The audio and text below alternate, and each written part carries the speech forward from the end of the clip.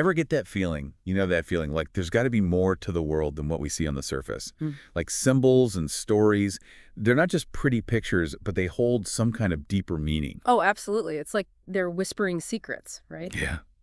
And today we're diving into those secrets with a book that's basically a masterclass in symbolism.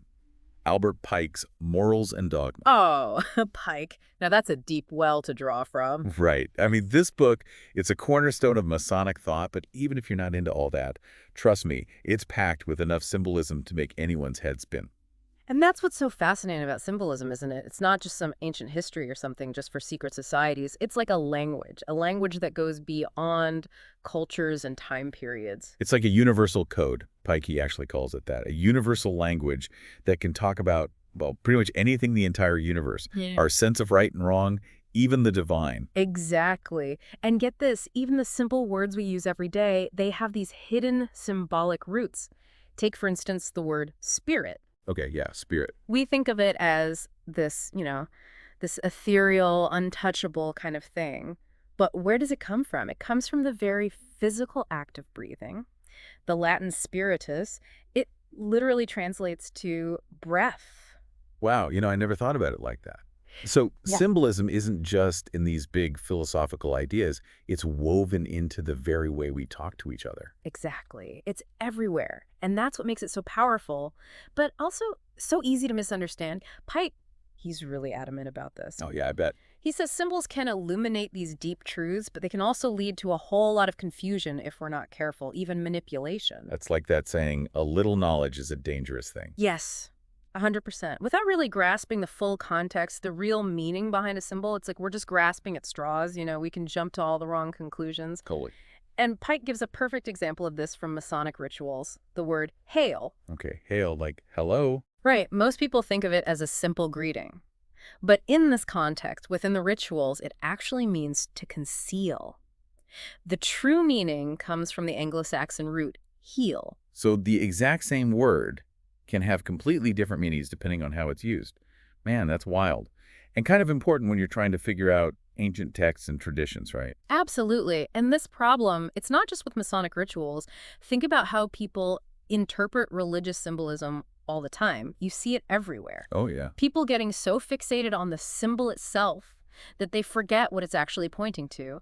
And that's how you end up with, superstition. But then on the other hand, you have those who see that happening and just reject the whole thing altogether. The symbol, the religion, everything. So it's like you need that sweet spot, right? Where you get the symbol is pointing to something bigger than itself, but you don't mistake it for the real deal. It's a balancing act, for sure. Didn't they, like the ancient mystery schools, didn't they focus on this whole idea of interpreting symbols? They did. Think about the Egyptians, the Greeks. They weren't just worshiping statues. They were using symbols as a way to teach, to guide initiates towards deeper understanding about life, death, the whole universe, really. And speaking of the ancients, Cicero, he was a Roman philosopher, and he believed the mysteries, they weren't just about secret knowledge. They were about living a better life, finding some peace, even when facing death. Exactly. And that brings us to this almost universal symbol, one that's been revered for its life-giving power for, well, probably as long as humans have been around. The sun.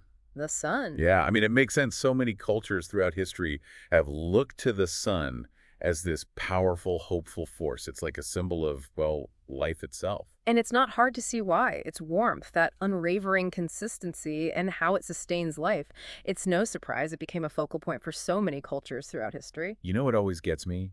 It's when you see the sun and it's shining down on the ruins of some ancient temple. It's like this perfect image of permanence against the backdrop of human history. Like the sun has seen it all. Such a powerful image. Ah. And speaking of the sun, Pike, he spends quite a bit of time on this one figure, Kurum, who's central to Masonic tradition. You might know him by the name Hiram. Hiram? Yeah, but Pike argues that his true name was actually Kurum. Interesting.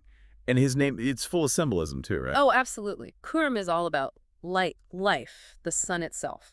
Wow. So it's like his very name connects him to this larger cosmic force. Exactly. And there are some fascinating parallels between Kurum and other sun deities from other cultures, like Horus from Egypt or Hercules from Greece. They all share these powerful stories of death and resurrection. It's like that detail in Egyptian mythology about the acacia tree that grew around Osiris's body. It always makes me think of the crown of thorns. Right. It's a fascinating connection. Like there's this shared language of symbols that goes way back. So symbols become this powerful way to say something that goes beyond just words on a page.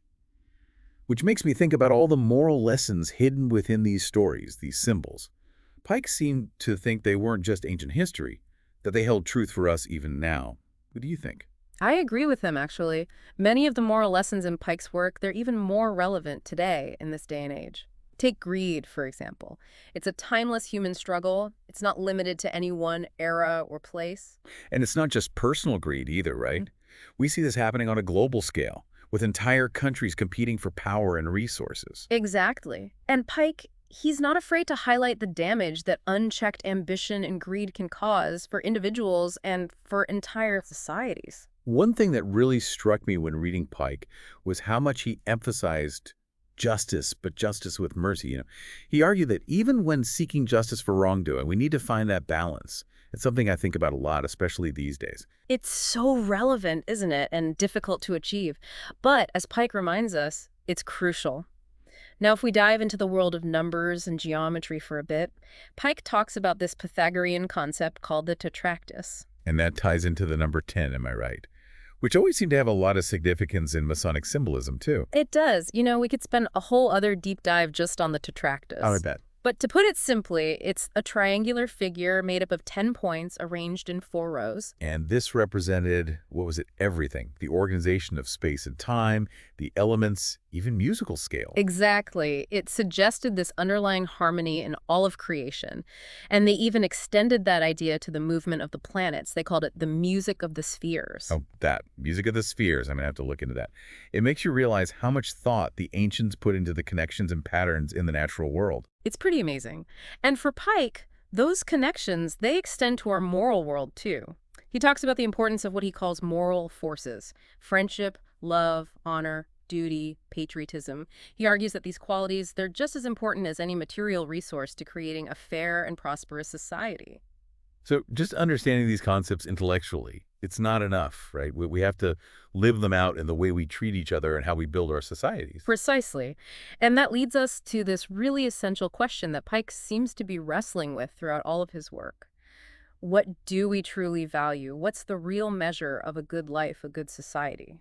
That is a question. And it's one that's so easy to avoid, especially in a world obsessed with material wealth and individual success. It forces us to really think about things that are much harder to measure, like morality, knowledge, even peace. It's a question that challenges us to look beyond what's right in front of us and consider the bigger picture, the consequences of our actions, both individually and collectively. It's like there's, what, 2 sets of values we're always juggling? The stuff you can actually hold in your hand, and then these bigger ideas, the principles that, actually guide us. And those two, they're more connected than we often realize, wouldn't you say? Right. And Pike's argument is that real progress, it depends on both. Absolutely. He knew change, positive change. It was hard, took time, but he never fell into despair. He saw the possibility of a brighter future for everyone. It's that old saying, the only constant is change.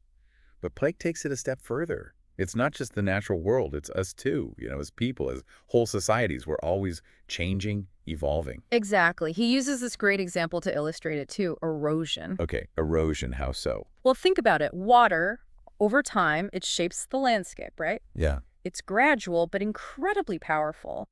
Pike says public opinion, social movements, they can work the same way, slowly changing the world around us. So it's less about sudden revolution and more about this constant push for progress. Exactly. And that's where Pike saw a vital role for organizations like the Freemasons. He believed they could be, a force for good, encouraging knowledge, morality, progress. That's interesting because he seems to be drawing this distinction between the idea of masonry and masonry as an actual institution, right?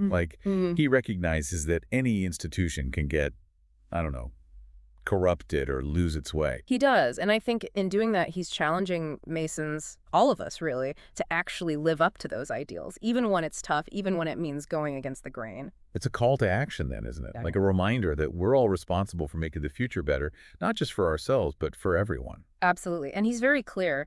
This whole process of creating a better future, it's not going to be a walk in the park. He talks about the dangers of unchecked ambition, of greed. And not just in individuals, he saw it happening in nations, too. And he doesn't shy away from specifics either. He talks about the dangers of a society where money trumps everything else, Oh, he goes there. leading to fraud, corruption, a lack of caring for others.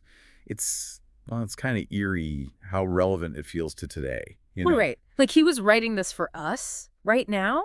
And what's really striking is that he's saying these choices we make, they don't just affect us. They have consequences for generations to come. He talks about how the effects of injustice and corruption can echo through centuries. It really makes you think about the legacy we're leaving behind. And I don't just mean material things, but the kind of world we're shaping for the future. Exactly. And Pike, he doesn't just focus on the negative. He talks about developing moral strength. Okay, so how do we do that? He compares things like honor and duty to the North Star, guiding us through difficult times. It's like having a strong moral compass, something to guide you when things get rough. And he talks about forgiveness too, doesn't he? He does. He says true justice, it needs mercy. He recognizes that urge for revenge, that desire to get even. It's human nature, right? But he's urging us to take a higher road. It's like that saying, holding on to anger is like drinking poison and expecting the other person to die. Forgiveness is about freeing yourself, isn't it? Not letting the past control you. Exactly.